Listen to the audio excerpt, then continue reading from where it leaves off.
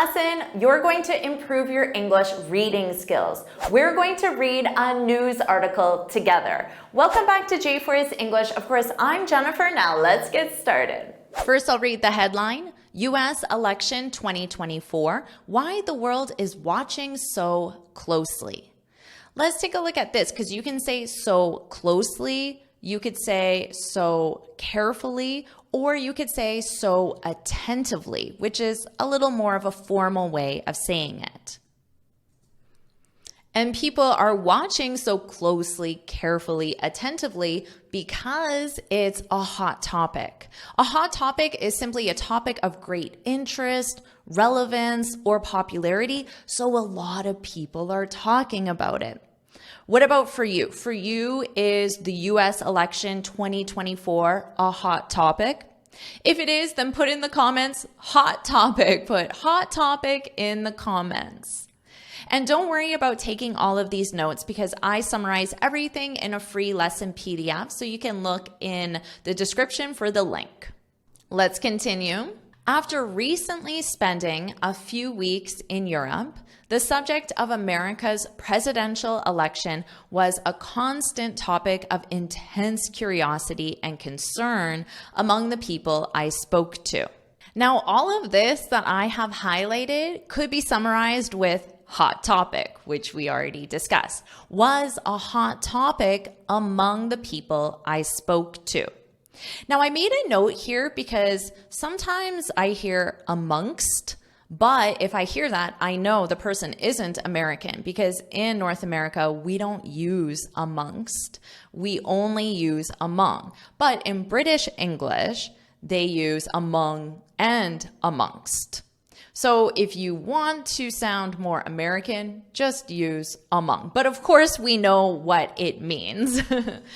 Concern among the people I spoke to. Now, just notice this preposition here. You couldn't get rid of it. You couldn't say among the people I spoke because you speak to someone. You talk to someone. So this to is required grammatically. This is a mistake I see a lot of students make, even advanced students. So don't forget that to. You speak to, you talk to someone. You listen to someone as well.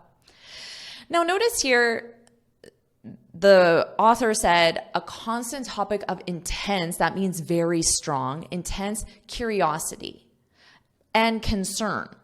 These two adjectives have different meanings. So curiosity is more of interest. So I summarized it with this emoji.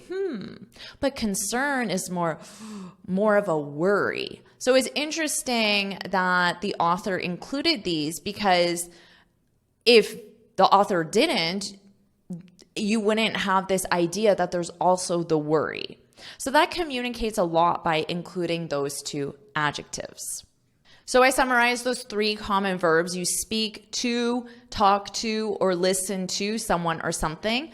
But remember that not every verb follows that structure. For example, you watch someone. Oh, I'm watching my kids play at the park. You watch something. I'm watching the news on the 2024 presidential election.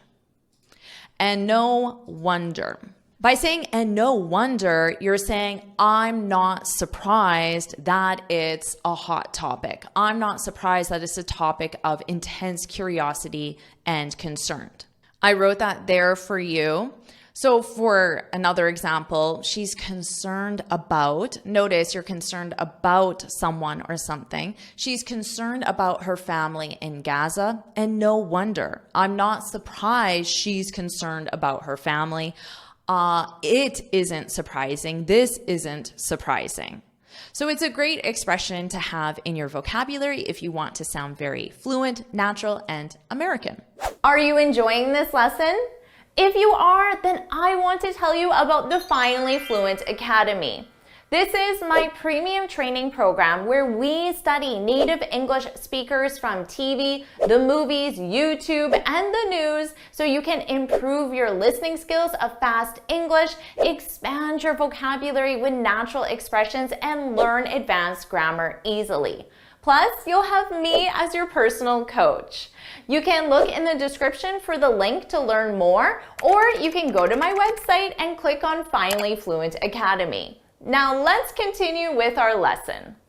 The US, don't forget this article because this is an exception. Countries don't have articles as a rule, except when there's an exception. The US, the UK, the US.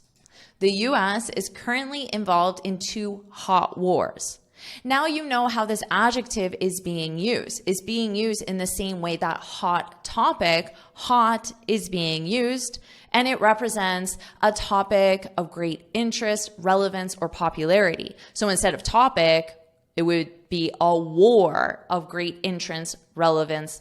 Of course, popularity does not fit in this context, so just interest or relevance. 2 hot wars, Ukraine and Gaza.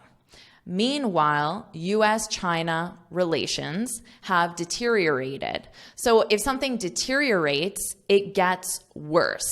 So the relationship between the US and China has gotten worse or is getting worse. Has gotten worse in the present perfect sounds like it's a completed action, but there's a result in the present. Now our relationship isn't good.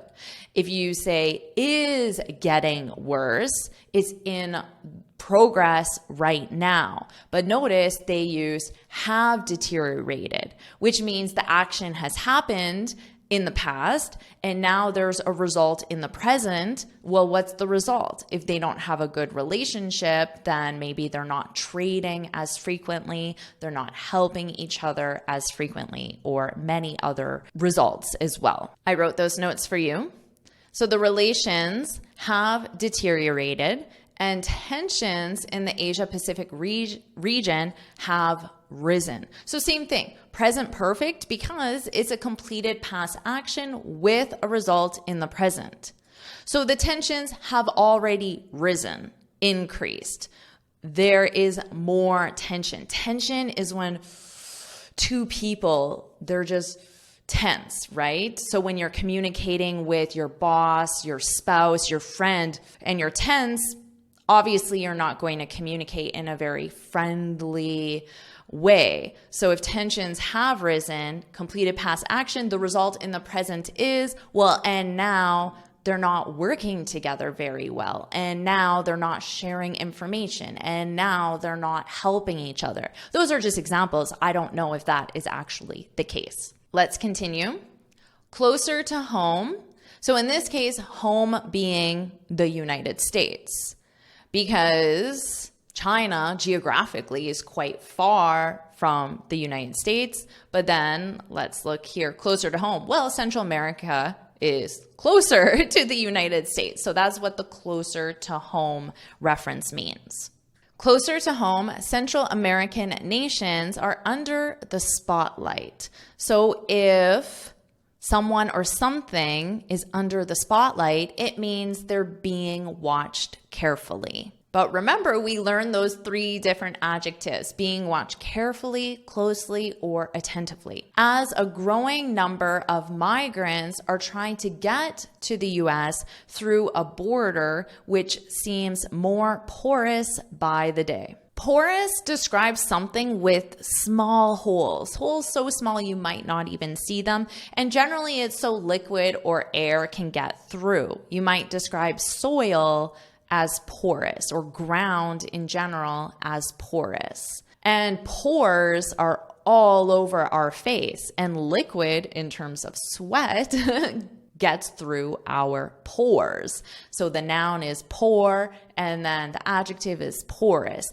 Now in this case, of course, they're not talking about liquid or air, they're talking about people. So you can imagine there's this border, and then if there's holes in the border, people can just go through those holes. So that is the image that they want you to have by using this more porous by the day. There is almost no area of the world where American leadership doesn't matter, which is why, again, at the top, we can describe it as a hot topic. From Beijing to Buenos Aires, people follow the fortunes of the US election candidates and tune in for the results. When you tune in to something, or in this case, for something for the results. For is in order to receive. You would tune into a TV show. It simply means you watch that TV show, but it's for any media. So it could be to listen to a podcast or listen to the radio. Tune in tomorrow, listen to our show tomorrow, watch our show tomorrow, tune in. So a great phrasal verb that you can use for media. Now, there is a great expression that I thought of when I saw tune in, which is stay tuned. Stay tuned. Have you heard that? Stay tuned. So I could say, I'll post another lesson soon, so stay tuned. That means keep watching, keep listening, because when you tune in, you start watching, you start listening. So I want you to remain, stay tuned, keep watching, keep listening. So will you stay tuned to my YouTube channel? If you will, then put I'll stay tuned in the future simple, because you're promising, you're making a commitment. I'll stay tuned, Jennifer, please do. So put that in the comments. Okay, so and tune in for the results. So watch the results. Turn on the TV, go to the specific channel and watch the results. Tune in.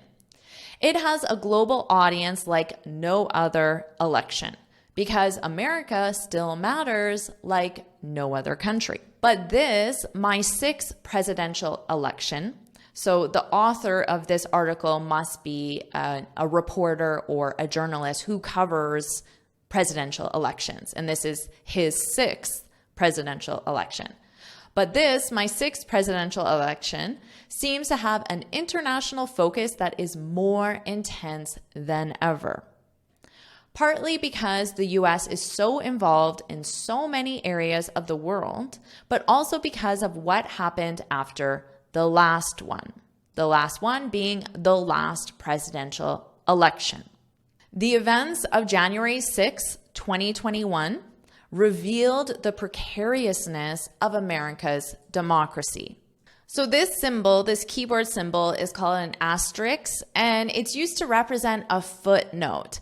So a footnote is when you want to give more information about a specific point. It might be a clarifying point. It might be just more information, a statistic, who the author is, where this information comes from, any of that. And generally footnotes are at the bottom of the page, but for reading this, I put the footnote right here just so you can get the information right now. So I'll read the footnote for you.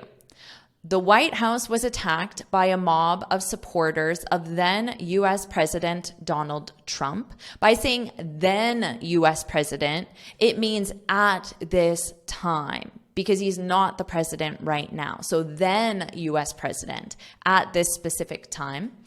U.S. President Donald Trump, 2 months after his defeat, so one's defeat is if they lose, after his defeat in the 2020 presidential election.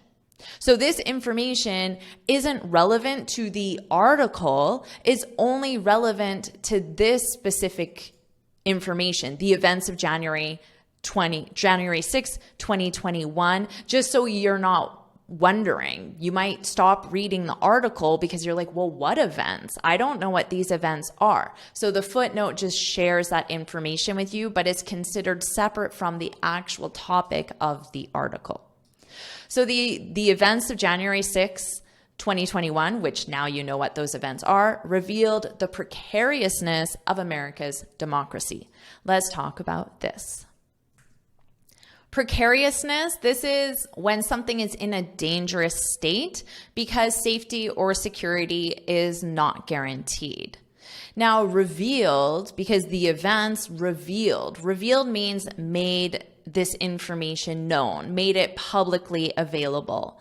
So these events, the fact that the White House was attacked, that showed, made known, revealed the precariousness of America's democracy. The fact that democracy, even in the US, isn't 100% guaranteed. something like this happened.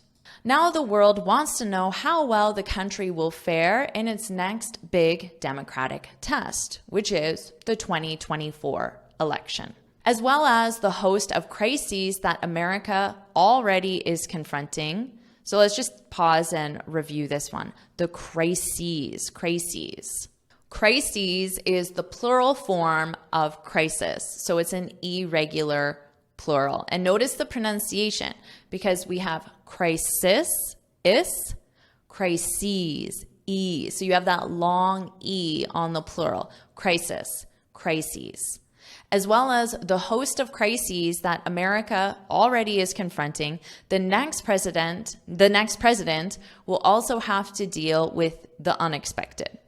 2023 was the hottest year on record. 2022 brought war in Europe. 2020 brought a global pandemic no one saw coming. So all of these are examples of the unexpected, which is a very useful thing to do when you're communicating an idea, is to share examples of what you mean by unexpected. So this is a very powerful way to reinforce your ideas, to communicate. Now, I like this expression. No one saw it coming. I didn't see that coming. I didn't see the pandemic coming. I don't know about you, but I certainly did not see the pandemic coming. I didn't see the first lockdown coming. I didn't see the second lockdown coming. I didn't see running out of toilet paper coming. I didn't see any of that coming, which means I didn't anticipate it. I didn't predict it. So the expression is to see something coming, and that's when you anticipate or predict something before it happens. So here's an example. Jane was fired, which means her boss said, "You no longer work here." Jane was fired. And then you can say, "Saw that coming. I saw that coming." How did you predict this or anticipate this? Probably because Jane was a terrible employee. She did a really bad job. She always came in late. She was rude. I saw that coming. Or maybe Jane was the best employee ever. Then you can use this negatively and say, I didn't see that coming. I didn't see that coming. So you could also say that. So that's a great expression to add to your speech. You will, again, sound very American. The US can't tackle any of those things without strong global alliances, which is why the world's reaction to this election doesn't just matter to the rest of the world, it matters to America too. All right, let's look at, here it is, tackle. I like this verb. When you tackle something, it means you try to deal with something negative. So this is only used with problems, something negative. And to deal with is the phrasal verb form of saying resolve. So when you try to resolve something negative, it's important to note that it's when you try to. It doesn't mean that you've successfully done it. You're just trying to. So you might say, I need to tackle my finances. If you say this, you're saying that your finances, your financial situation is in a negative state. Maybe it's very disorganized. You don't have a budget. You don't know when your bills are coming in or going out. So it's a negative situation. So you want to try to improve, try to resolve, try to deal with that. You need to tackle it. And that's exactly what you're doing with improving your English. You're tackling your fluency. And I'm so happy to help you. And that's the end of our article. So what I'll do now is I'll read the article from start to finish, and this time you can just focus on my pronunciation. So let's do that now. US election 2024. Why the world is watching so closely. After recently spending a few weeks in Europe, the subject of America's presidential election was a constant topic of intense curiosity and concern among the people I spoke to. And no wonder. The US is currently involved in two hot wars, Ukraine and Gaza. Meanwhile, US-China relations have deteriorated, and tensions in the Asia-Pacific region have risen. Closer to home, Central American nations are under the spotlight as a growing number of migrants are trying to get to the U.S. through a border which seems more porous by the day. There is almost no area of the world where American leadership doesn't matter. From Beijing to Buenos Aires, people follow the fortunes of the U.S. election candidates and tune in for the results. It has a global audience like no other election, because America still matters like no other country. But this, my sixth presidential election, seems to have an international focus that is more intense than ever. Partly because the US is so involved in so many areas of the world, but also because of what happened after the last one. The events of January 6, 2021 revealed the precariousness of America's democracy. The White House was attacked by a mob of supporters of then U.S. President Donald Trump 2 months after his defeat in the 2020 presidential election. Now the world wants to know how well the country will fare in its next big democratic test, as well as the host of crises that America already is confronting. The next president will also have to deal with the unexpected. 2023 was the hottest year on record. 2022 brought war in Europe. 2020 brought a global pandemic no one saw coming. The U.S. can't tackle any of those things without strong global alliances, which is why the world's reaction to this election doesn't just matter to the rest of the world, it matters to America too. So did you like this lesson? Do you want me to make more lessons where we review news about the American presidential election? If you do, then put Election 2024, Election 2024, put it in the comments and I'll keep making these lessons for you. And of course, make sure you like this lesson, share it with your friends, and subscribe so you're notified every time I post a new lesson. And you can get this free speaking guide where I share 6 tips on how to speak English fluently and confidently. You can click here to download it or look for the link in the description.